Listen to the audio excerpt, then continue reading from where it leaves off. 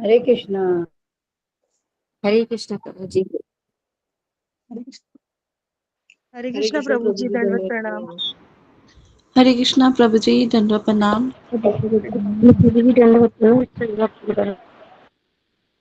दंडवत प्रणाम। हरे कृष्णा प्रभु जी, दंडवत प्रणाम। सभी भक्तों को दंडवत प्रणाम। हरे कृष्णा। हरे कृष्णा प्रभु जी, दंडवत प्रणाम। हरे कृष्णा प्रभु जी, दंडवत प्रणाम। फिर से क्षमा मांगते हैं, आपका बहुत समय लिया प्रभु जी। हरे कृष्णा। हरे कृष्ण। नहीं, क्षमा की बात नहीं है, मैं बस स्क्रीन शेयर कर रहा था। तो आइए प्रार्थना करते हैं। जय राधा माधव कुंज बिहारी, गोपी जन वल्लभ गिरिवरधारी, यशोदनंदन व्रज जन रंजन, यमुना तीरावनचारी। जय राधा माधव कुंज बिहारी। ओम नमो भगवते वासुदेवाय। ओम नमो भगवते वासुदेवाय। ओम नमो भगवते वासुदेवाय। नारायणं नमस्कृत्यं नरं चैव नरोत्तमं, देवीं सरस्वतीं व्यासं ततो जयमुदीरये। नष्टप्रायेषु भद्रेषु नित्यं भागवत सेवया भगवती उत्तम श्लोके भक्तिर्भवति नैष्टिकी। कृष्णाय वासुदेवाय देवकी नंदनाय च नंदगोपकुमाराय गोविंदाय नमो नमः। जय श्री कृष्ण चैतन्य प्रभु नित्यानंद, श्री अद्वैत गदाधर शिवासादि गौर भक्तवृंदा। गुरुवे गुरुचंद्राय राधिकाय तदालये, कृष्णाय कृष्ण भक्ताय तद्भक्ताय नमो नमः। मुखं करोति वाचालं पंगुं लंघयते गिरिं, यत्कृपातमहं वन्दे श्रीगुरुं दीनतारिणं। श्री परमानंदमाधवं श्री चैतन्येश्वरम्। हरे कृष्ण कृष्ण कृष्ण हरे हरे, हरे राम राम राम हरे हरे। हरे कृष्णा। आप सभी भक्तों और माताओं का हार्दिक स्वागत है आज के श्रीमद् भागवतम की इस कक्षा में। स्वागतम सुस्वागतम। और हम चर्चा कर रहे श्रीमद् भागवतम स्कंद 1 अध्याय 9 श्लोक संख्या 39 1.9.39 नंबर श्लोक का हम लोग तात्पर्य पढ़ रहे हैं। तो आइए पहले हम श्लोक से प्रारंभ करेंगे। सभी भक्त लोग अपने माइक कर लेंगे अनम्यूट और मेरे पीछे श्लोक पढ़ने का प्रयास करेंगे। विजय रथ कुटुम्बरा ततोत्रे, धृतः रश्मनितच्छ्रिये क्षणीये।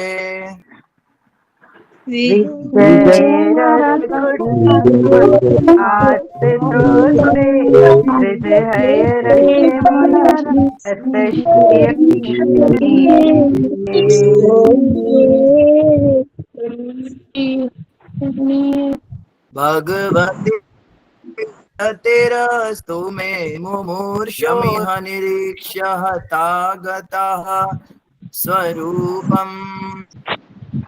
भगवती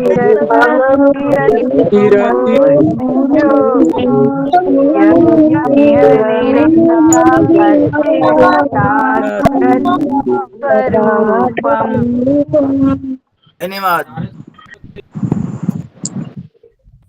तो इस प्रकार से यहाँ पे हम क्या पढ़ रहे हैं, यहाँ पे हमने 39 नंबर श्लोक में पढ़ा था भीष्मदेव क्या कह रहे हैं भगवान के विषय में। भीष्मदेव कह रहे हैं मृत्यु के अवसर पर मेरा चरम आकर्षण भगवान श्री कृष्ण के प्रति हो, मैं अपना ध्यान अर्जुन के उस सारथी पर एकाग्र करता हूं जो अपने दाहिने हाथ में चाबुक लिए थे और बाएं हाथ में लगाम की रस्सी थामे, और सभी प्रकार से अर्जुन के रथ की रक्षा करने के प्रति अत्यंत सावधान थे। जिन लोगों ने कुरुक्षेत्र के युद्ध स्थल में उनका दर्शन किया, उन सबों ने मृत्यु के बाद अपना मूल स्वरूप प्राप्त कर लिया। तो इस श्लोक के विषय में हमने काफी चर्चा की थी कि चरम आकर्षण भगवान को उन्होंने अपना बनाया है, और भगवान जो हैं अर्जुन के रथ की इस प्रकार से रक्षा कर रहे हैं जैसे कुटुंब की जाती है। कुटुंबे शब्द आया है, और भगवान के दोनों हाथों में क्या है, देखिए भगवान की कितनी विशेष लीला है। कभी तो भगवान बंसरी पकड़ लेते हैं, कभी चतुर्भुज रूप में भगवान क्या क्या पकड़ते हैं, शंख चक्र गदा पद्म पकड़ते हैं। कभी षडभुज महाप्रभु के रूप में 6 भुजाएं भी दिखाते हैं। 6 हाथों वाला रूप, उसमें क्या पकड़ते हैं, धनुष बाण, 2 हाथों में बंसी और 2 हाथों में कमंडल और दंड। और इसी प्रकार से भगवान के अष्टभुजा स्वरूप भी है। किसी ने भगवान के अष्टभुजाधारी स्वरूप के बारे में सुना है? यस प्रभु जी। क्या सुना है आपने? प्रभु जी चैतन्य महाप्रभु के बारे में सुना था कि वो अष्टभुजाओं का है, वेरी तो गुड। उसमें तो किसको दर्शन दिया था भगवान ने 8 भुजाओं में? किसी को याद है? चैतन्य महाप्रभु ने 8 भुजाओं वाला दर्शन किसको दिया था? अपने श्रीनिवास ससुर जी को प्रभु जी। नाम याद नहीं है, भूल गए प्रभु नाम? जी, एकदम ध्यान में नहीं आ रहा है, कोई मतलब भी याद है बट नाम याद नहीं है हो रहा है। लीला याद है कब हुआ था? हाँ जी, प्रभु जी अद्वैत आचार्य जी को दिया था क्या? संपा माता जी को याद है? कौन सी लीला है माता जी? नहीं प्रभु जी मेरे को नाम याद नहीं पड़ रहा है बट लीला याद कर रहा है प्रभु जी। क्या लीला थी? वृषाली माता को याद आ गया। वैष्णव, हाँ जी वृषाली माता जी बताइए। प्रभु जी शायद उस ब्राह्मण को दिया था अष्टभुजामी दर्शन, जो उनके घर आया था ना प्रसाद खाने के लिए। भगवान महाप्रभु जब वो बनाता था तो वेरी गुड, महाप्रभु राइट आकर उसका आंसर। प्रसाद खाते। तैर्थिक ब्राह्मण उनका नाम था। तैर्थिक ब्राह्मण जो तीर्थ यात्राओं में भ्रमण करते हुए महाप्रभु के घर पहुंचे थे, तो बचपन में महाप्रभु को दर्शन दिया था, महाप्रभु ने उनको दर्शन दिया था। और वहां पर उन्होंने कैसा दर्शन दिया था? अष्टभुजा स्वरूप में। 4 भुजाओं में थे शंख चक्र गदा और पद्म, 2 भुजाओं में थी बंसी, और 2 भुजाओं से माखन खा रहे थे। एक में था, एक से ऐसे माखन खा रहे थे। ये अष्टभुजा स्वरूप भगवान ने दर्शन दिया। इसके अलावा भी भगवान के कई सारे स्वरूपों का वर्णन है। भगवान अपने हाथों में कई बार शारंग लेते हैं, शारंग धनुष लेते हैं, एक हाथ में तीर लेते हैं, एक हाथ में गदा, कौमुद की गदा पकड़ते हैं, शंख पकड़ते हैं, चक्र पकड़ते हैं, अपना पुष्प पकड़ते हैं। उसके अलावा सहस्त्र भुजाओं वाला भी भगवान का स्वरूप है। सहस्त्र भुजाओं वाले स्वरूप का दर्शन किसने किया था? कौन बताएंगे?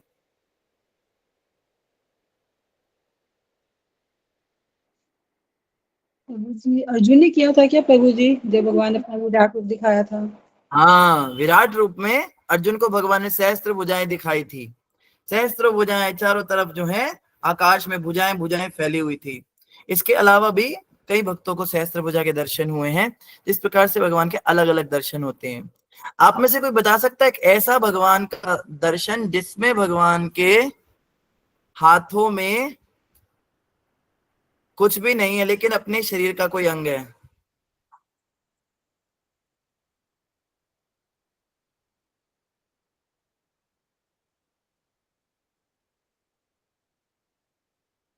अपने शरीर का कोई अंग पकड़ा है भगवान ने? चलिए मैं हिंट दे देता हूं, अपना पैर पकड़ा हुआ है। प्रभु जी हाँ जी, वो बाल स्वरूप जब वो अपने पैर का अंगूठा अपने हाथ में लेते हैं, हाँ, मुंह में लेते हैं जब वो उसको। करार विंदे न पदार विंदम, मुखार विंदे विनिवेशयन्तम, वटशपत्रा सपुटे शयानम, बालम मुकुंदम मनसा स्मरामि। अपने पैर के अंगूठे को भगवान ने अपने हाथ में पकड़ के अपने मुख में डाला। तो इस प्रकार से भगवान ने अलग अलग प्रकार के दर्शन दिए हैं। अपने हाथों में अलग अलग वस्तुएं पकड़ी हैं, लेकिन वो सारी चीजें जो भगवान पकड़ते हैं वो सब दिव्य होती हैं। शंख चक्र ये सब मारने पीटने के लिए, बंसी जो है सबको जगत को मोहित करने के लिए, मक्खन लेते भगवान दिखाने के लिए कि देखो मैं कुछ भी ले सकता हूं, मुझे कोई रोक नहीं सकता। अपनी परम सत्ता को साबित करते हैं भगवान। मुख में अंगूठा डालते हैं, वो अपनी बाल लीला दिखा रहे हैं। लेकिन कोई भी ऐसा स्वरूप भगवान का नहीं जहां भगवान हाथ में पोचा और बाल्टी पकड़े, या हाथ में कोई ऐसी चीज पकड़े जो नौकरों वाली चीजें होती हैं। लेकिन अर्जुन के लिए भगवान ने वो भी पकड़ लिया। एक हाथ में चाबुक पकड़ी है और एक हाथ में भगवान ने रस्सी पकड़ रखी है, घोड़ों की ड्राइवर वाली चीजें पकड़ी हुई हैं, नौकरों वाली चीजें। ये जो भगवान का रूप है। अब देखो भगवान, हम लोगों को इतना कोई बहुत बड़ी बात नहीं लगती है, ठीक है, भगवान ने रथ चला लिया, कोई बड़ी बात थोड़ा है, ठीक है, हम भी तो रथ चलाते हैं, हम भी तो गाड़ी चलाते हैं, लेकिन हम समझ नहीं पाते क्योंकि हमने भगवान की महत्ता को नहीं समझा, हम भगवान की महानता को नहीं जानते, भगवान कितने महान हैं। जब प्राइम मिनिस्टर वीडियो कैमरा के आगे झाड़ू लगाते हैं सड़कों पर तो सारी मीडिया आ जाती है रिकॉर्ड करने, लेकिन कोई सामान्य व्यक्ति झाड़ू लगाता है तब तो कोई भी नहीं आता देखने के लिए। तो झाड़ू लगाना वो हमारे, हम कहेंगे हम भी रोज लगाते, ये भी लगाने क्या बड़ी बात है? बड़ी बात ये है कि उन्हें आवश्यकता नहीं है उनका झाड़ू लगाना। अब कोई राजा है, राजा प्रताप रुद्र जगन्नाथ जी के रथ के आगे झाड़ू लगाते थे, तो ये बात ग्रंथों में लिख दी गई। अब उसी रथ के आगे कितने लोग झाड़ू लगाते होंगे, उनका तो नाम नहीं आया। महाराजा जनक ने अपने हाथों से हल खींचा था अपने खेत का, ये जो है ग्रंथों में वर्णन आ गया, लेकिन उसी खेत में कितने लोगों ने हल खींचा, उनका तो आया नहीं। तो महान व्यक्ति जब कोई इतना निचला स्तर का काम करता है, मान लो जैसे कोई किसी मंदिर के गुरु महाराज हैं, और गुरु महाराज क्या करें, पोछा लेकर जो है सफाई करें, जैसे महाप्रभु चैतन्य साक्षात भगवान होकर भी गुंडीचा मंदिर में सफाई कर रहे हैं, ये बड़ी बात है। इसीलिए यहाँ पे भीष्मदेव इतने फैसिनेट हो रहे हैं। हम कहेंगे ये तो श्लोक है, ऐसे ही बोल रहे हैं, क्या बड़ी बात, हाँ चलो पार्थसारथी भगवान को याद कर रहे होंगे, हम नहीं जानते भीष्मदेव के रोंगटे खड़े हो रहे हैं ये चीज देखकर कि अपने भक्त और सखा के लिए जो साक्षात परब्रह्म नारायण हैं वो क्या कर रहे हैं, ड्राइवर बन गए, एक हाथ में चाबुक लिया है और दूसरे हाथ में लगाम थाम कर बैठे हैं। ये बहुत बड़ी बात है, कोई छोटी बात नहीं है। एटलीस्ट भीष्मदेव के लिए बहुत बड़ी घटना थी, इतनी बड़ी घटना थी कि जीवन के अंत समय पे उनको वो बात याद आ रही है। मरते समय व्यक्ति को क्या याद आता है? मरते समय व्यक्ति को, खैर ये तो मरते नहीं, वैष्णवों का तो कह लीजिए तिरोधान होता है, तो भीष्मदेव अपने तिरोधान के समय क्या याद कर रहे हैं, हमें समझना है। वही भगवान कृष्ण की सबसे इंपॉर्टेंट लीलाएं हैं जो भीष्मदेव को लगती हैं। तो यहां भीष्मदेव ने पार्थसारथी वाली लीला को याद किया और अगले श्लोक में वो ब्रज लीलाओं को याद करेंगे। आप सोचोगे भीष्मदेव इतने वीर रस के उपासक हैं, इतने खून खराबे कर रहे हैं, इतना लड़ रहे हैं, भगवान के बाल बिखेर रहे हैं, तो हमारे मन में एक इमेज बन गई कि भीष्मदेव लगता है बिल्कुल कोमल नहीं है, बस सौम्यता उनमें है नहीं। लेकिन अगले श्लोक में हम देखेंगे गोपियों के रास नृत्य को भी वो सराहेंगे, ऐसी बात नहीं है। वीर रस वाले भक्त जो हैं वो इतने भी खूंखार नहीं होते वो तो उनका चलो अपना भगवान के साथ जो रस है, लेकिन जो अन्य भक्तों के जो रस हैं भगवान के साथ उनको भी वो अप्रिशिएट करते हैं। तो खैर हम इस श्लोक में आगे बढ़ेंगे और हमने तात्पर्य पढ़ा था, आज हम तात्पर्य में यहां से पढ़ेंगे कुरुक्षेत्र की युद्ध भूमि के सारे। तो श्रील प्रभुपाद जी के द्वारा तात्पर्य जगत गुरु श्रील प्रभुपाद की जय। प्रभुपाद जी आगे कह रहे हैं, कुरुक्षेत्र के युद्ध भूमि के सारे सैनिकों तथा व्यक्तियों ने मृत्यु के बाद भगवान जैसा अपना मूल आध्यात्मिक स्वरूप प्राप्त किया। ये हम पढ़ चुके हैं कि जिसने जैसा इच्छा की थी उसको वैसा आध्यात्मिक स्वरूप मिल गया, क्योंकि भगवान की अहेतु की कृपा से वे सभी उस अवसर पर उनका साक्षात दर्शन कर सके। यहाँ पे एक शब्द आया है अहेतु की कृपा। कृपा तो कृपा होती है, ये अहेतु की कृपा क्या होती है, कौन बताएंगे?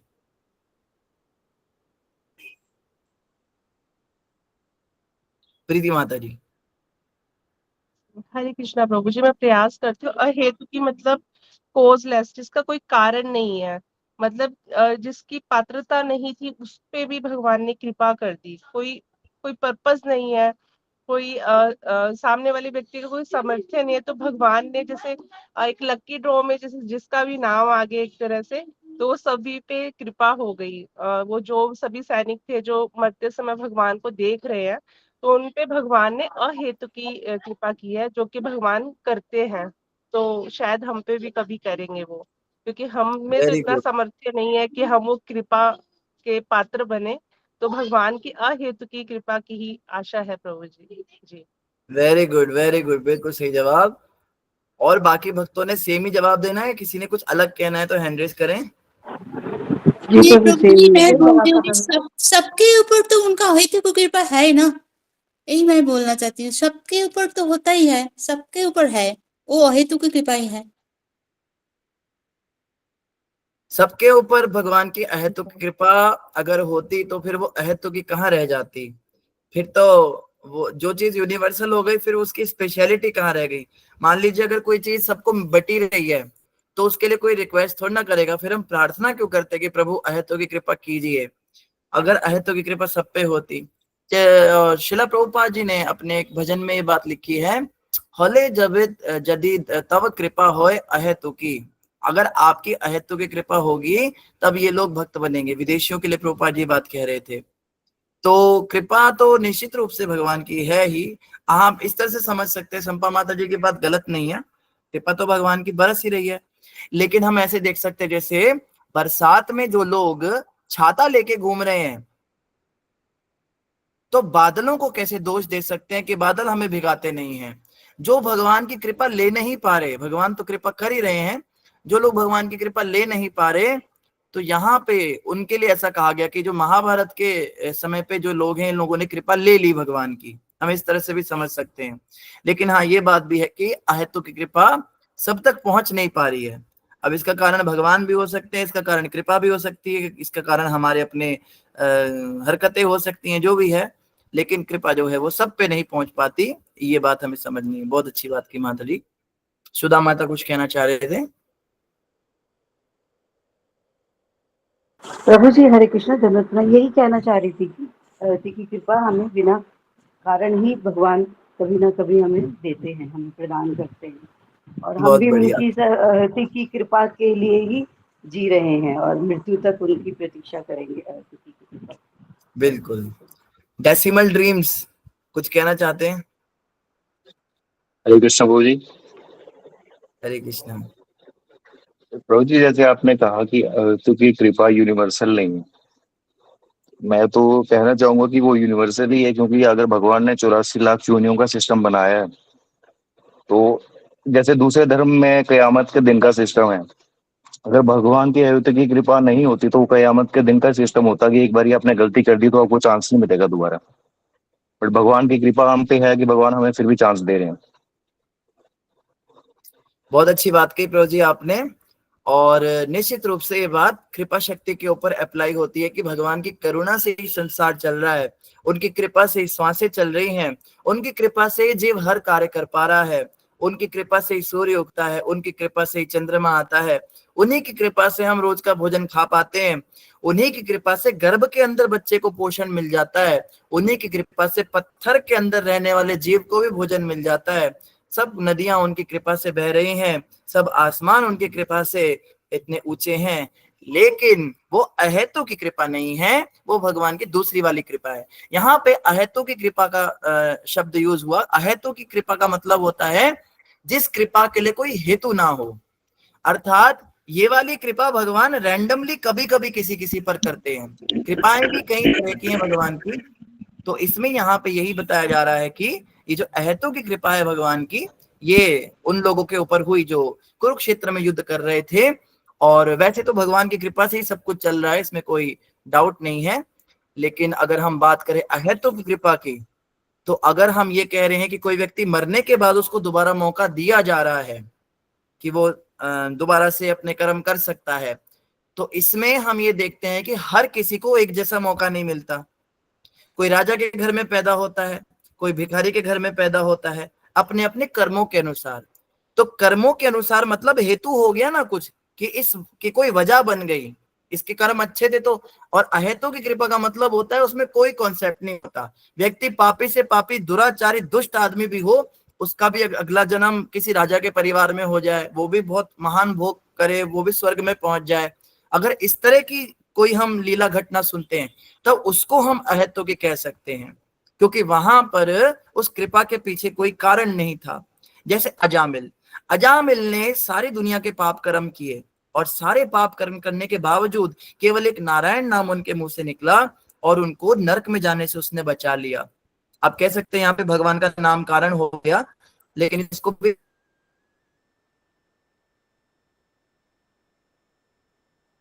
की कृपा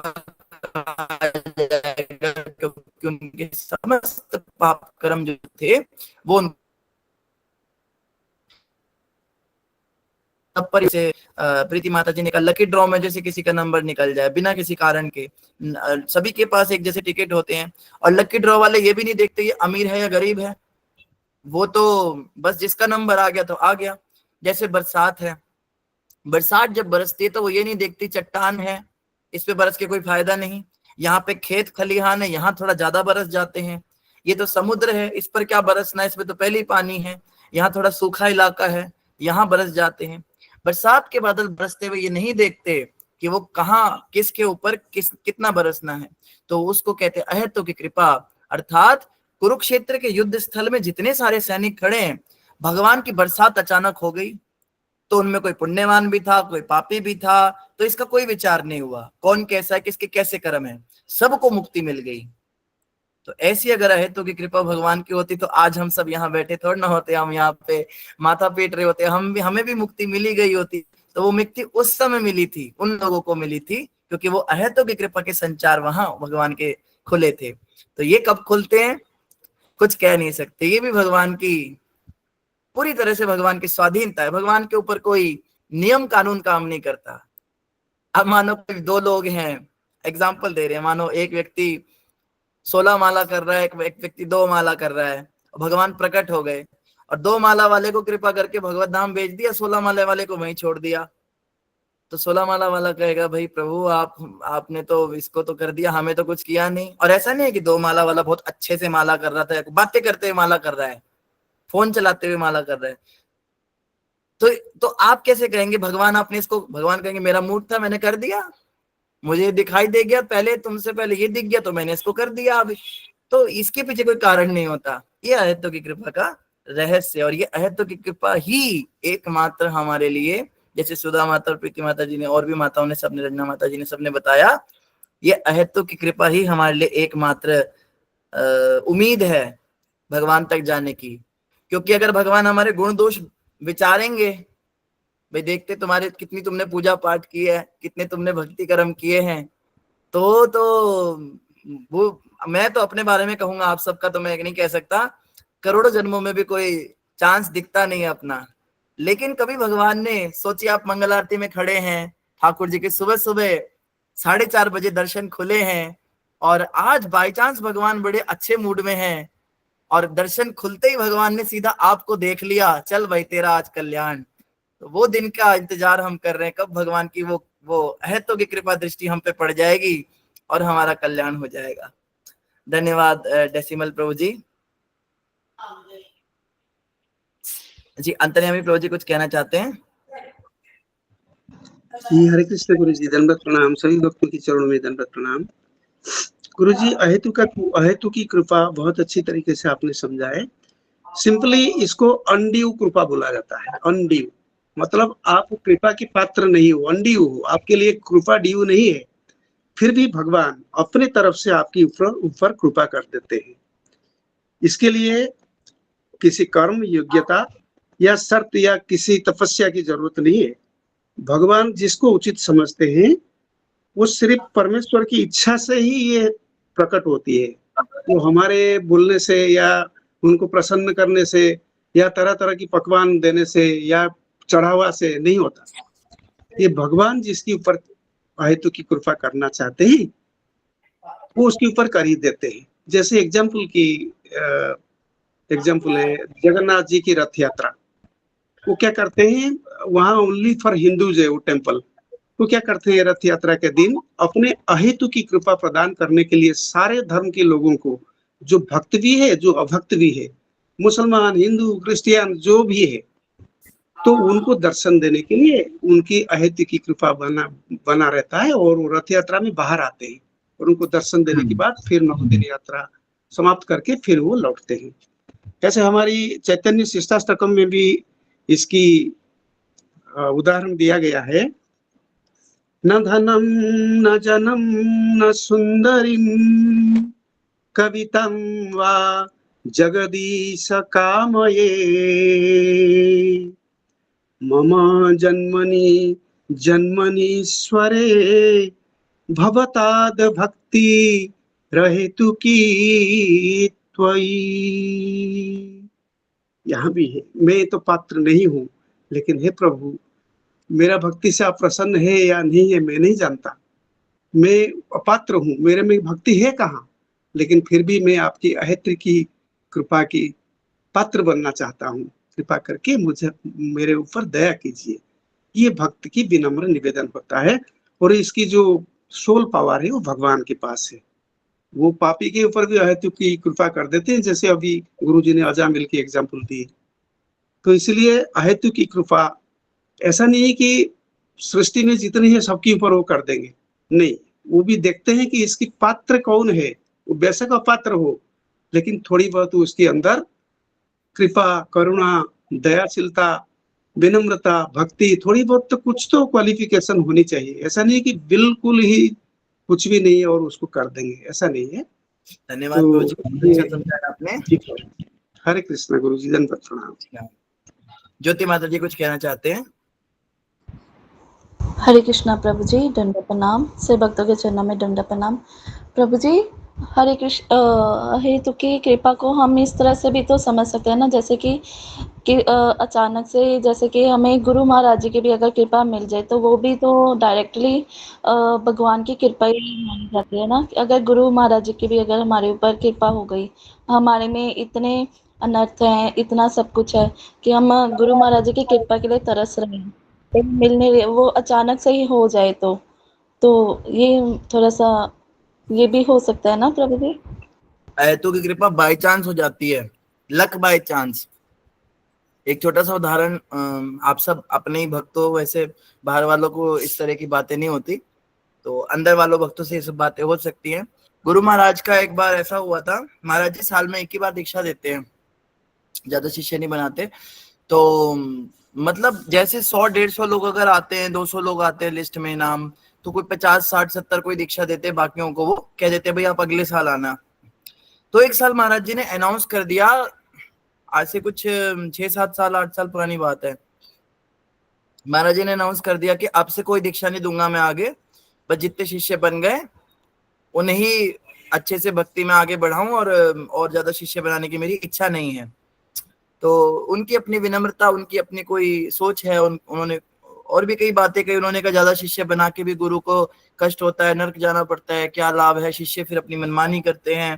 तो जो लोग आ रहे हैं अब नई जनरेशन में, ये लोग इतने आज्ञाकारी होते नहीं, मेरा दीक्षा देने का इच्छा ही नहीं है। इस तरह से कुछ अनाउंसमेंट हो गया। तो कई सारे भक्त थे जो हतोत्साहित हो गए, कुछ थे जो दीक्षा के लिए जिनका नाम था, कुछ थे जो आईडीसी करने वाले थे, कुछ थे जो अभी सोच रहे थे दीक्षा लेने की। तो उन सब के मन बड़े उदास हो गए कि अब हम कभी दीक्षा ले नहीं पाएंगे।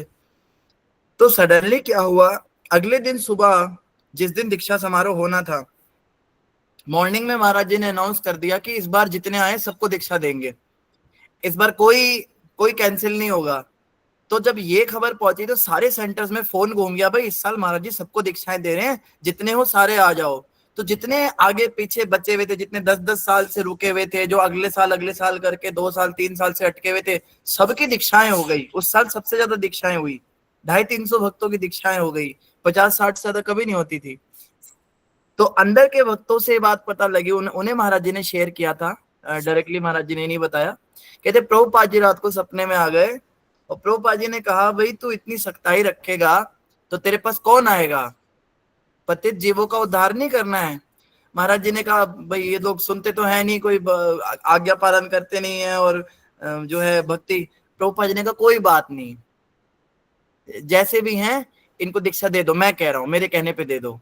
तो महाराज जी ने कहा ठीक है, अगर आपकी आज्ञा है फिर तो हम कुछ कर ही नहीं सकते। तो गुरु की आज्ञा से, प्रभुपाद जी की आज्ञा से उन्होंने फिर अनाउंसमेंट कर दिया जितने सारे आ जाओ। अब देखो उस साल जिसका चांस बना दीक्षा का, वो सब अहेतु की कृपा, ना कोई जो है उनका कोई फॉर्मल कोई वो हुआ, ना कोई इंटरव्यू हुआ, ना कोई रिजेक्शन हुआ, ऐसा कभी होता नहीं है। ये एक बार ही हुआ था, उसके बाद भी कभी नहीं हुआ, उसके पहले भी कभी नहीं हुआ।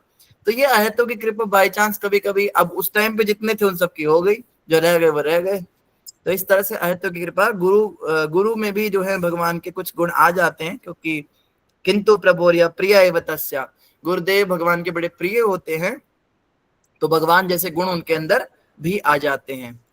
तो बिल्कुल ये बात सच है ज्योति माता। तो आगे यहाँ पे बता रहे हैं अवसर प्राप्त हुआ और साक्षात दर्शन कैसे हुए भगवान के, कहाँ पढ़ रहे थे, अहेतु की कृपा से वे सब उस अवसर पर उनका साक्षात दर्शन कर सके। अब उस अवसर पर जितने वहां पे मौजूद थे उन सबको दर्शन हो गया तो हो गया। अब जो जो महाभारत के युद्ध में जिन्होंने पार्टिसिपेट नहीं किया, जिन राजाओं ने कहा भाई हम युद्ध में नहीं भाग लेंगे, वो लोग और उनकी सेनाएं रह गई। तो ये तो मौका था कि भगवान के दर्शन हो गए। और अब देखो बाद में जब उन सबको पता लगा होगा कि युद्ध स्थल में ऐसा हो गया कि कृष्ण के दर्शन कर करके दुर्लभ जो मुक्ति है, जिसके लिए कई करोड़ों जन्म मेहनत करनी पड़ती है, वो ऑन द स्पॉट सबको मिल गई। पापियों को, तापियों को, सबको मिल गई, पाखंडियों को भी मिल गई। शकुनी मामा को मुक्ति नहीं मिली होगी क्या? तो ऐसे लोगों को भी मुक्ति मिल गई, सबको मुक्ति मिल गई। फिर वो पछताए होंगे कि हम क्यों नहीं गए युद्ध में।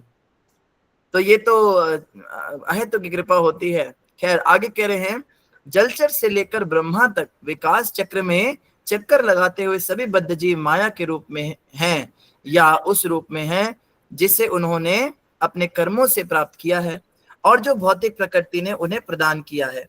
बद्ध जीवों के भौतिक रूप बाहरी वस्त्रों की तरह है और जब बद्ध जीव माया के चंगुल से छूट जाता है तब उसे अपना मूल स्वरूप प्राप्त होता है। तो यहाँ प्रभुपाद जी मुक्ति का अर्थ बता रहे हैं।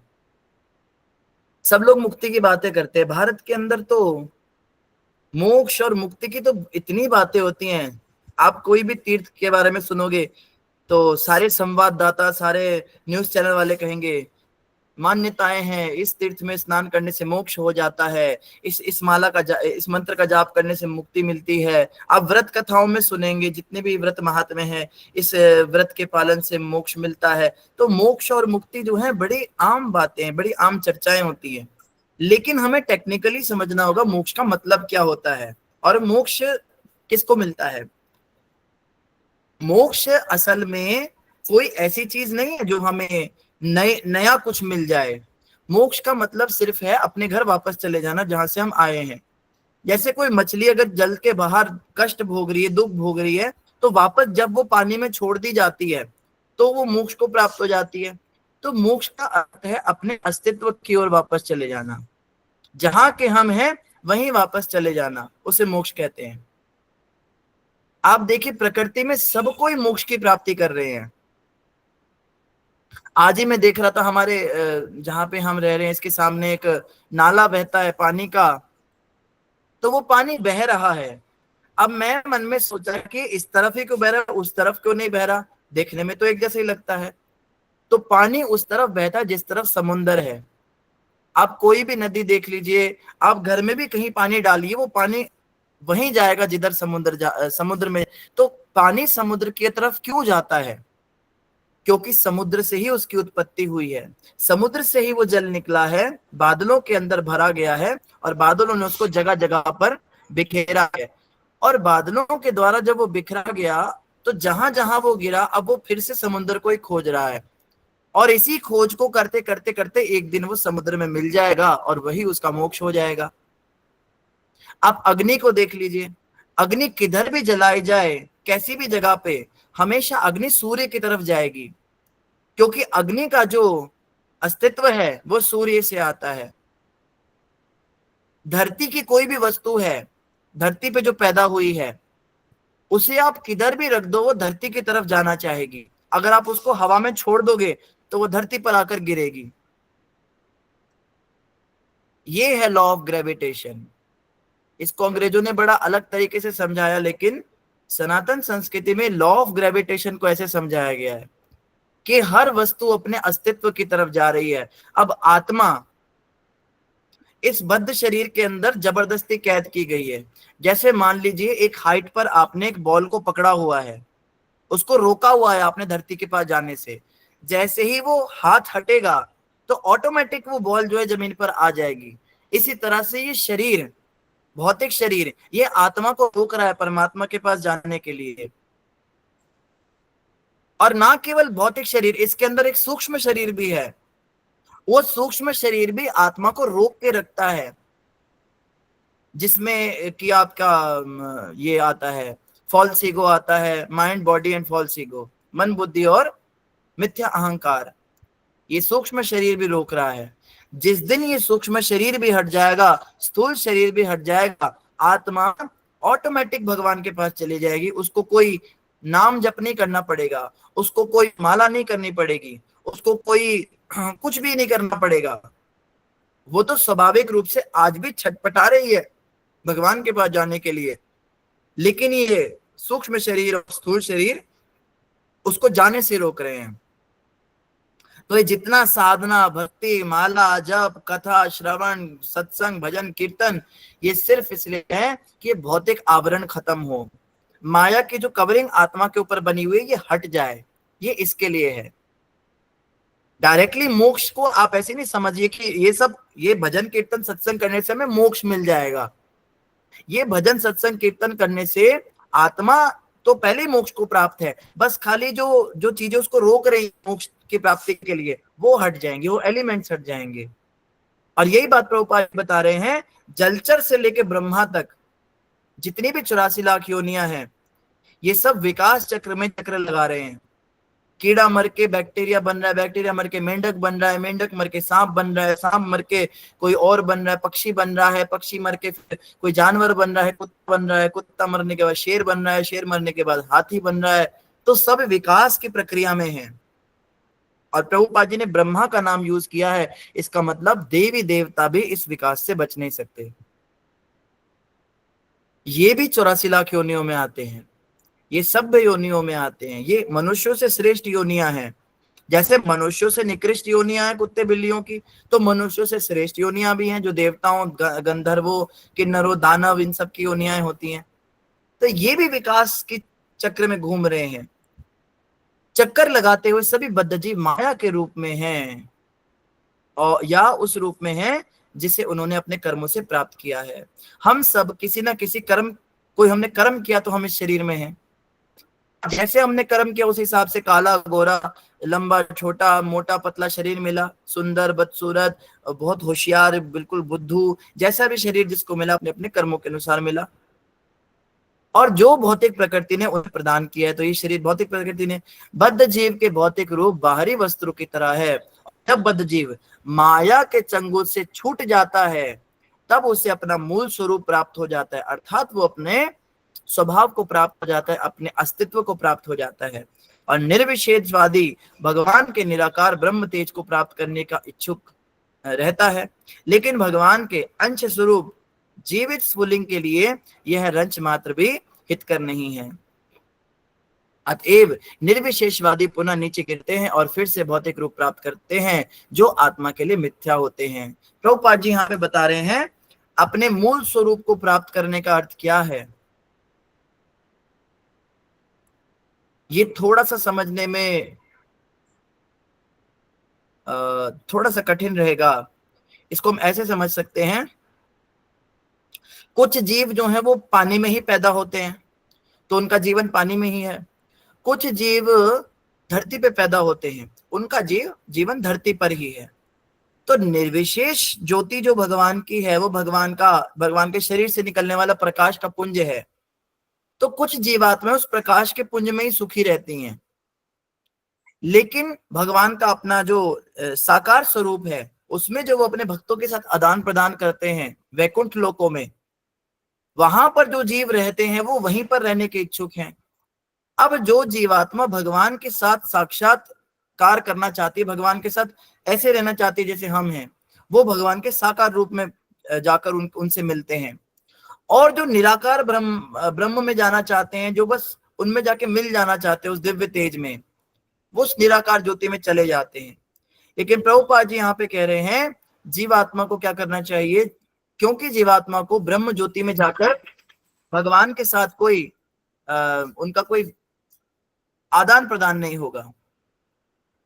निराकार बात नहीं कर सकता, निराकार कुछ खा नहीं सकता, निराकार आपको कुछ खिला नहीं सकता, निराकार सभी प्रकार के कह लीजिए कि विकारों से मुक्त है।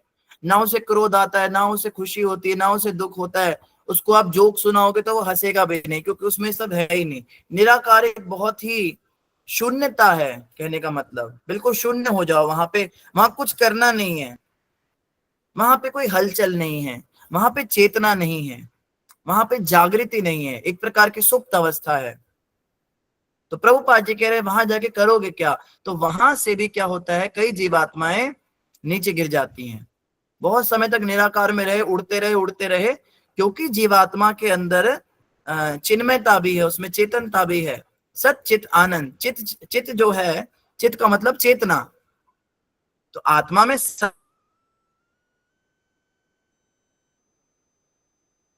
और आनंद है। सत और आनंद तो उसको निराकार में भी मिल जाता है, किंतु चैतन्य ना होने के कारण, हलचल ना होने के कारण आत्मा के भगवान के, वहां पर चैतन्यता है, वहां पर एक चेतना है, वहां पर हलचल है, वहां बातचीत है, वहां भगवान के साथ अलग अलग प्रकार का आदान प्रदान है, इसीलिए भक्त वहीं जाने की इच्छा करते हैं। ये प्रभुपाद जी बता रहे हैं। भगवान को आध्यात्मिक स्वरूप जैसा रूप, चाहे वह 2 भुजाओं वाला हो, देखो फिर वही वाली बात आगे जो हम कह रहे थे, चाहे भगवान का 2 भुजा वाला रूप हो, चाहे 4 भुजा वाला, चतुर्भुज, भक्तों को आत्मा की मूल प्रकृति के अनुसार वैकुंठ में या गोलोक में प्राप्त होता है। तो जैसे आपके भगवान के साथ में इच्छा है, जिधर भी जाने की इच्छा है, तो वैकुंठ में 4 हाथों वाला रूप मिलेगा, गोलोक में 2 हाथों वाला रूप मिलेगा। यह स्वरूप जो 100% आध्यात्मिक है, जीव का स्वरूप है, और उन सारे व्यक्तियों ने जिन्होंने कुरुक्षेत्र के युद्ध भूमि में दोनों ओर से युद्ध किया, अपना अपना स्वरूप प्राप्त किया, जिसकी पुष्टि भीष्मदेव कर रहे हैं। भीष्मदेव इस बात को कंफर्म कर रहे हैं। कोई व्यक्ति कह सकता है ना कि क्या पता मोक्ष मिला नहीं मिला, किसने देखा, तो भीष्म पितामह उसको वेरीफाई कर रहे हैं। भीष्म पितामह ने स्टैंप लगा दिया। कई लोग कहते हैं सामने वाली सेना को मिला, पीछे वाली को नहीं मिला, क्योंकि उन्होंने भगवान को देखा। तो भीष्म पितामह यहाँ पे कंफर्म कर रहे हैं, दोनों तरफ की सेनाओं ने, जो जिन्होंने युद्ध किया दोनों तरफ से, सबको वो मिला है, सभी को मुक्ति मिली है। अतएव भगवान श्री कृष्ण केवल पांडवों पर ही कृपालु नहीं थे, वे दूसरे पक्ष पर भी दयालु थे, क्योंकि उन सबों को एक ही जैसा फल प्राप्त हुआ। भीष्मदेव भी वही सुविधा चाह रहे थे। भीष्मदेव कह रहे मैं रह गया, ये जो जिन्होंने ना भक्ति की ना पूजा पाठ किया, कुछ नहीं किया, बस युद्ध करने आ गए, और जब तो मोक्ष ले लेकर चले गए, और मैं इतना बड़ा महाजन बन के इतना मैंने नाम किया, इतना धर्म कर्म किया इतने जन्मों से, कहते ना 100 जन्मों से कोई गलती नहीं की थी भीष्मदेव ने, इतने धर्म के पक्के थे, मैं इधर ही रह गया। जैसे एक भजन में भक्ति विनोद ठाकुर कहते हैं, गोपीनाथ तुम्ही कृपा पारवारा, गोपीनाथ, वहां एक है कोई लाइन, उसमें वो कहते हैं, हाँ, गोपीनाथ आमी की दोषे दोषी, असुर सकल पाइल चराना, विनोद था किल बसी। गोपीनाथ आमी की दोषे दोषी, मैंने ऐसा भी क्या पाप कर्म कर दिया, असुर सकल पाइल चरण, बड़े बड़े असुरों ने आपको पा लिया, आपके चरणों की प्राप्ति हो गई, पूतना, अगासुर, बकासुर, दंत वक्र आदि जितने भी ये हुए, रावण, कुंभकर्ण, मेघनाथ, ये सबको तो आप मिल गए। कुरुक्षेत्र के युद्ध में इतने सारे लोगों को, ये कहते ना वो, जैसे क्या होता है ये, मास प्रमोशन हो जाता है, सारे बच्चों को पास कर दो जैसा भी नंबर है। तो असुर सकल पाइल चरण, विनोद था किल बसी, ये जो विनोद है, ये जो भक्ति विनोद है, इसने ऐसा भी क्या पाप कर्म कर दिया, प्रभु आपकी कृपा मुझ पर नहीं हुई अभी तक। और ऐसा ही भाव रूप गोस्वामी ने अपने एक भजन में दिया, ये ब्रज भाषा में उन्होंने एक भजन लिखा है, उसमें वो क्या कहते हैं, वो भी ऐसे ही कुछ कहते हैं कि वहां पर भी उन्होंने एक भजन में कहा है, जय जय माधव मदन मुरारी, राधे श्याम श्यामा श्याम, जय जय केशव कलिमलहारी, राधे श्याम श्यामा श्याम। भक्त भक्त सब तुमने तारे, बिना भक्ति हम ठाड़े द्वारे, लीजो खबर हमारे, राधे श्याम श्यामा श्याम, राधे श्याम श्यामा श्याम। हे श्यामा श्याम जी, आपने क्या किया, भक्त भक्त सब तुमने तारे, जितने भक्त भक्त सब तो तार दिए तुमने, अब बिना भक्ति हम ठाड़े द्वारे। भक्ति तो चलो हमने नहीं की, पर तुम्हारे द्वार पे तो खड़े हैं, इसकी तो कुछ इज्जत रख लो, कुछ लाज रख लो, लीजो खबर हमारी। कम से कम इसी बात का लिहाज कर लो कि खड़ा है अभी तक, इतना तो इसमें है ना, इतनी तो डिटर्मिनेशन है, जा तो नहीं रहा। चाहे पापी है, चाहे कुकर्मी है, पाप आचरण करता है, सारे गंदे काम दुनिया के करता है, पर तुम्हारा नाम जपना नहीं छोड़ रहा हूं, इस बात पे रीत जाओ। खड़ा तो हो ना तुम्हारे सामने, तुम्हारा दर छोड़ के तो कहीं नहीं जा रहा, कम से कम इसी बात का लिहाज कर लो। राधे श्याम श्यामा श्याम, लीजो खबर हमारी, हमारी भी खबर ले लो प्रभु। दरवाजे के ऊपर अगर कोई बहुत देर तक खड़ा रहे, उसकी पात्रता कुपात्रता क्या विचार करते हो, वो खड़ा हुआ है, इसी बात पे रीत जाओ कि छोड़ के नहीं जा रहा है। और महाप्रभु चैतन्य कहते हैं, जो एक बार कह दे महाप्रभु मैं आपका, आप मेरे, श्रीमती राधा रानी ये कहती हैं, जो एक बार कह दे हे राधा रानी मैं आपका और आप मेरी हैं, फिर वो कहते फिर हम कुछ नहीं देखते, पापी है, व्यभिचारी, कुविचारी, अनाचारी, सारे दुष्कर्म कर रहा है, पाखंडी है, दंभी है, दूसरों को बेवकूफ बना रहा है, बड़े बड़े तिलक लगा के, हम कुछ देखते नहीं है। इसने हमें अपना मान लिया और अपने आप को हमारा मान लिया, इस नाते से हम इसका प्रमोशन करवा देते हैं। तो इतने पर भी भगवान रीझ जाते हैं, और यही बात यहाँ पे बता रहे हैं। भीष्मदेव कह रहे हैं मैं तो अटका रह गया, न मरने का रहा न जीने का रहा, मैं तो बीच में अटक गया। इन सबको तो मिल गया। श्री कृष्ण जो हैं वे दूसरे पक्षों पर भी दयालु थे, भीष्मदेव भी वही सुविधा चाह रहे थे, और यही भगवान से उनकी प्रार्थना थी। यद्यपि भगवान के पार्षद रूप में किसी भी स्थिति में उनका पद सुरक्षित था, इसमें कोई डाउट नहीं था कि भीष्मदेव को मरने के बाद मुक्ति मिलेगी या नहीं, ये तो कंफर्म था मिलेगी। लेकिन फिर भी भक्त विनम्र इतने होते हैं, भक्त कभी प्रार्थना करना नहीं छोड़ते। निष्कर्ष यह निकला, प्रभुपाद जी निष्कर्ष निकाल रहे हैं आज के श्लोक का, तो कंक्लूड कर रहे हैं। कंक्लूजन सुन लीजिए, जो पूरा कथा नहीं भी सुन पाए। कंक्लूजन क्या है? निष्कर्ष यह निकला कि जो भी व्यक्ति भगवान का दर्शन करते हुए मरता है, चाहे वह दर्शन भीतर से हो या बाहर से, वह अपना स्वरूप प्राप्त करता है, और वही जीवन की सर्वोच्च सिद्धि है। कुछ लोग अंदर भगवान का दर्शन करते हुए शरीर छोड़ते हैं, और कुछ लोग बाहर भगवान का दर्शन करते हुए शरीर छोड़ते हैं। उन सबको जो है स्वरूप सिद्धि हो जाती, सबको मुक्ति प्राप्त होती है, और यही जीवन की सर्वोच्च सिद्धि, यही हमारा एकमात्र ध्येय है, यही हमारा लक्ष्य है, यही हमारी सारी जो चेष्टाएं हैं भक्ति की, इन सब का अंतिम कह लीजिए जो फल है, तो वो यही है, भगवान के दर्शन करते हुए शरीर छोड़ना। इन्हीं शब्दों के साथ सभी का धन्यवाद। अगला श्लोक 40 नंबर श्लोक बहुत ज्यादा सुंदर है, इतना सुंदर, इसमें सारी ब्रज लीलाओं को याद किया जाएगा भीष्मदेव के द्वारा। विशेष रूप से भगवान की रास लीलाओं का वर्णन भीष्मदेव करेंगे। तो 40वां नंबर श्लोक हम कल पढ़ेंगे। इन्हीं शब्दों के साथ सभी का धन्यवाद। किसी भक्त का, किसी माता का कोई प्रश्न हो तो आप हैंड रेस कर सकते हैं। प्रीति माता जी, हरे कृष्णा प्रभु जी। प्रभु थैंक यू इतनी अच्छी क्लास के लिए। मतलब मन में विचार आ रहा है, क्वेश्चन आ रहा है, जिज्ञासा हो रही है कि ये समझ में आया कि भगवान को देखते हुए शरीर त्यागते हैं तो मुक्ति मिल जाएगी, जैसे उनको सारूप्य मुक्ति मिली सबको, सभी सैनिकों को। तो प्रभु जी, लेकिन जैसे मुचुकुंद का मुझे एग्जाम्पल ध्यान में आ रहा है, जो राजा मुचुकुंद थे जिन्होंने काल यवन का मतलब उनको भस्म किया था, तो उन्होंने भी भगवान के दर्शन किए थे, लेकिन बाद में उनको वो तपस्या के लिए जाना पड़ा, तो उनको उसी समय मुक्ति क्यों नहीं मिली? क्या मतलब ये बोलेंगे कि अहेतु की कृपा नहीं थी? या दूसरा एग्जाम्पल देखे कि जो राजा नृग की कथा हम पढ़ते हैं कृष्ण लीला बुक में, वो छिपकली थे, तो उनका क्या हुआ था कि छोटी सी गलती हुई थी कि एक गाय जो है वो मिक्स हो गई थी और दोबारा वो दान में दे दी थी, उसके कारण उनको छिपकली बनना पड़ा था। तो वो उसके बाद अच्छे कर्मों को भोगने के लिए उनको स्वर्ग जाना पड़ा, लेकिन वो भगवान के हाथों ही वो छिपकली का शरीर उन्होंने त्यागा, तो वहीं पे उनकी मुक्ति क्यों नहीं हुई, क्यों उनको फिर स्वर्ग के सुख भी भोगने के लिए जाना पड़ा? तो ये थोड़ी सी कंफ्यूजन है प्रभु जी, प्लीज क्लियर कीजिएगा। हरे कृष्ण। बहुत ही सुंदर प्रश्न किया प्रीति माता जी, और आपके प्रश्न करने की शैली बड़ी अच्छी लगती है। अपने प्रश्न को ठोस बनाने के लिए आप कई तरह के उदाहरण भी देती हैं और बड़े अच्छे से आप मतलब प्रश्न करती है, बिल्कुल जैसे श्रीमद् भागवतम में प्रश्न पूछे जाते हैं।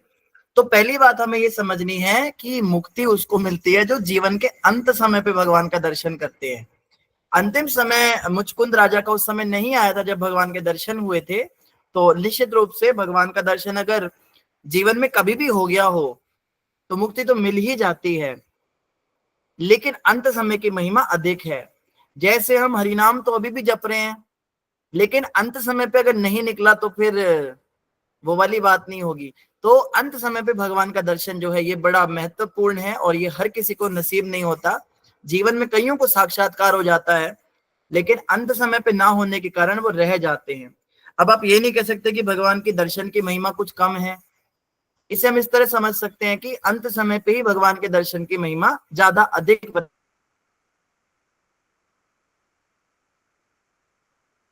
गई है, क्योंकि उसी समय पे डिसाइड होता है हम कहाँ जाएंगे। जीवन के समय हम बहुत कुछ फिर भी हम भटक सकते हैं, भटक गए, उसके बाद मरते समय हमने कुछ और दिया तो वहां चले जाएंगे।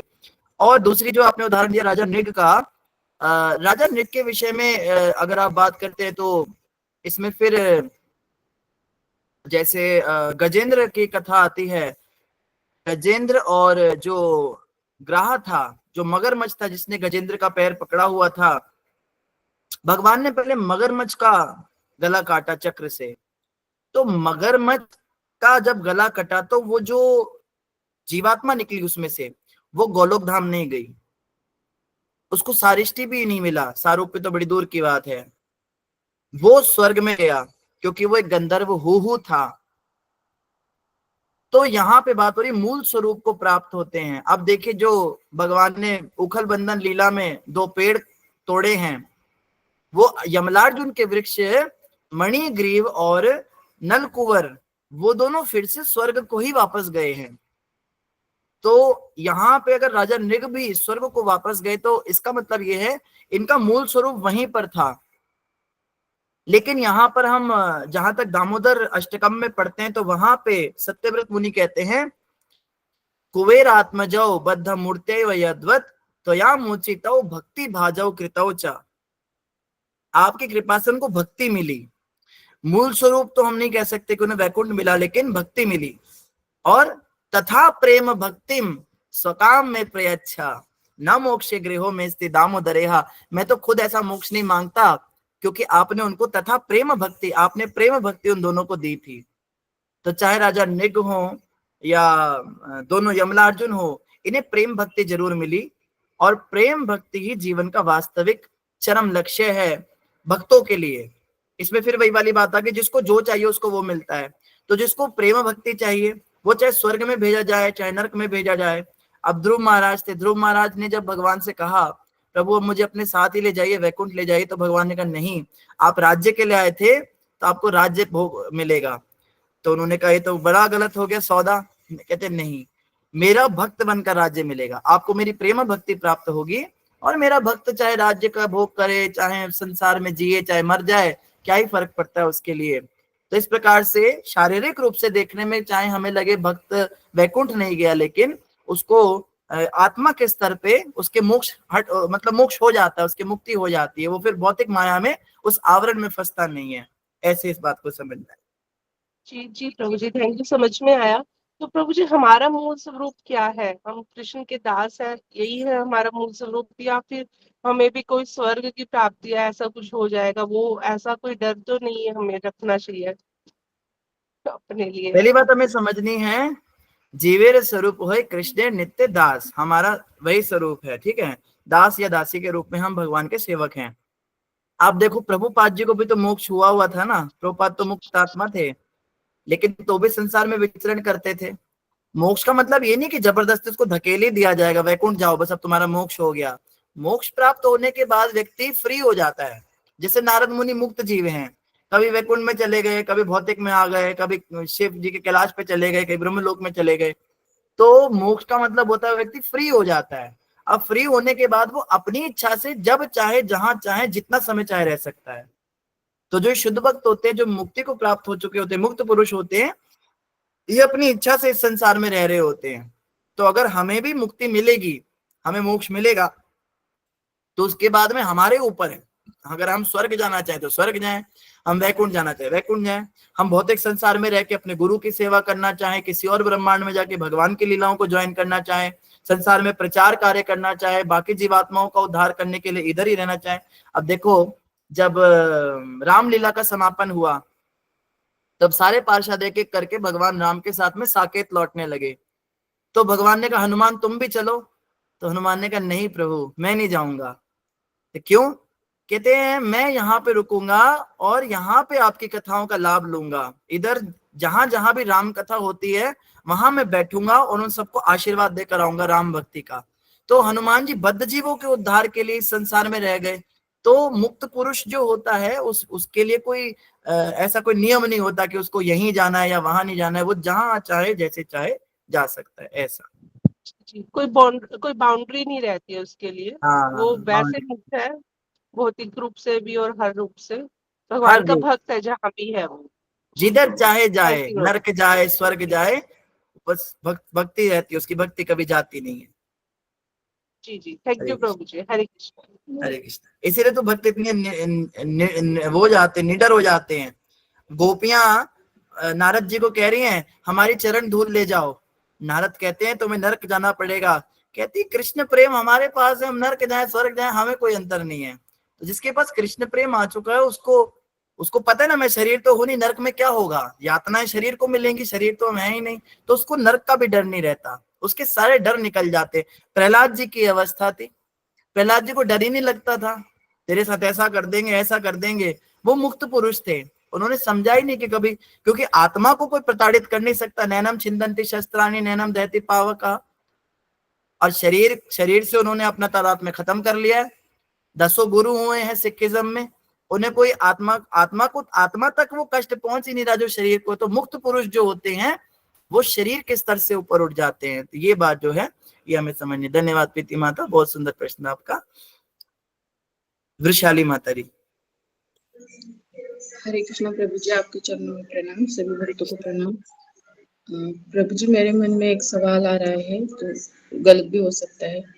प्रभु जी जैसे कि अभी इस श्लोक का कंक्लूजन यही प्रभुपाद जी ने दिया है कि जब कोई भी जीवात्मा भगवान को देखकर शरीर छोड़ता है तो उसे मुक्ति प्राप्त होती है।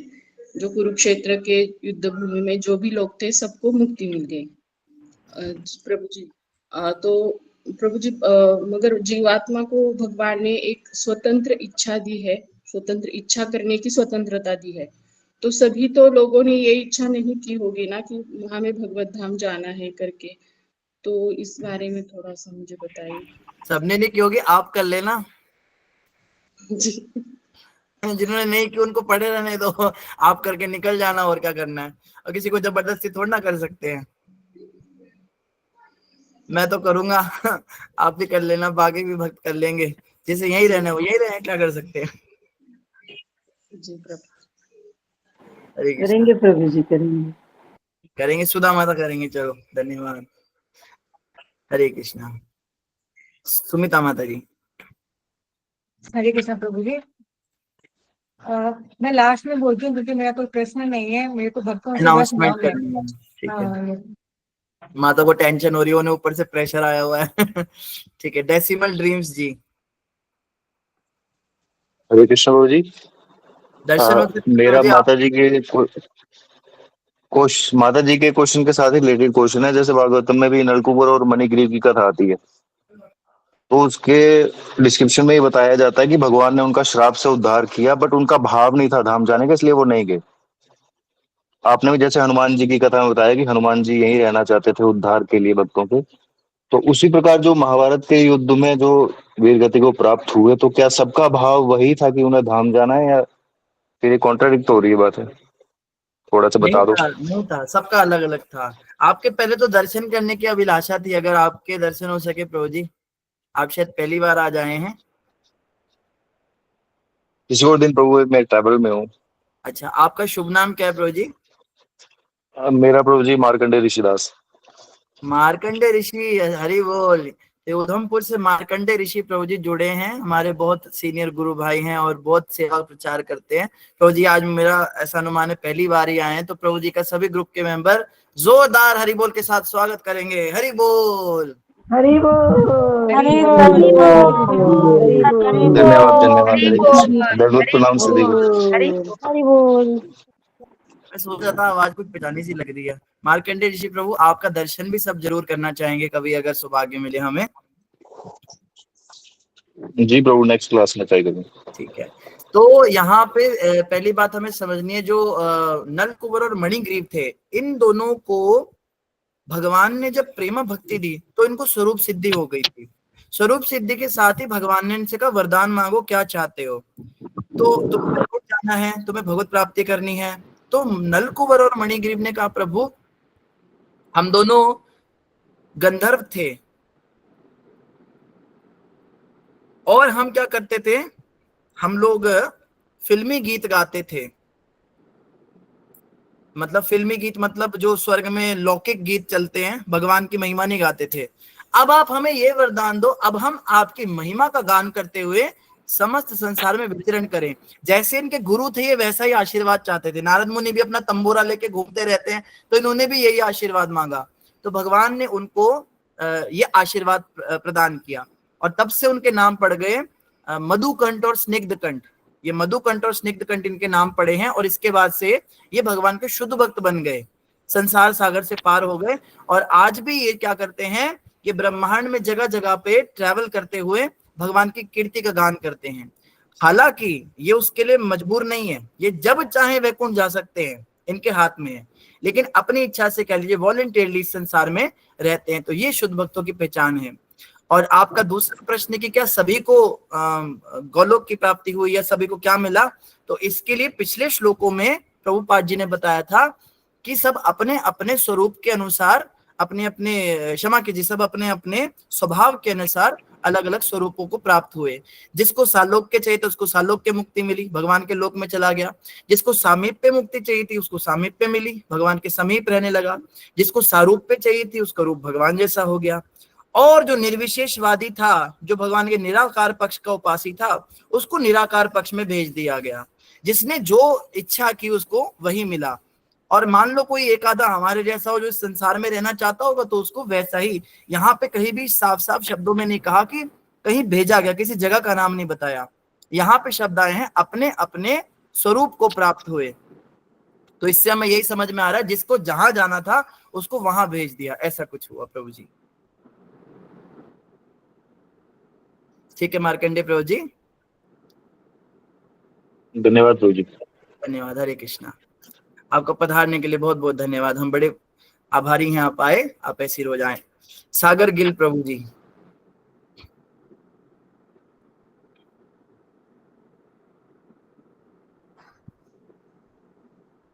जी जी अंतर्यामी प्रभु जी, धन्यवाद आपका, आप जुड़े रहे।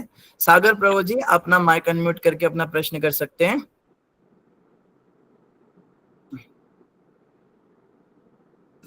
हरे कृष्णा। कोई टेक्निकल इश्यू हो रहा है क्या?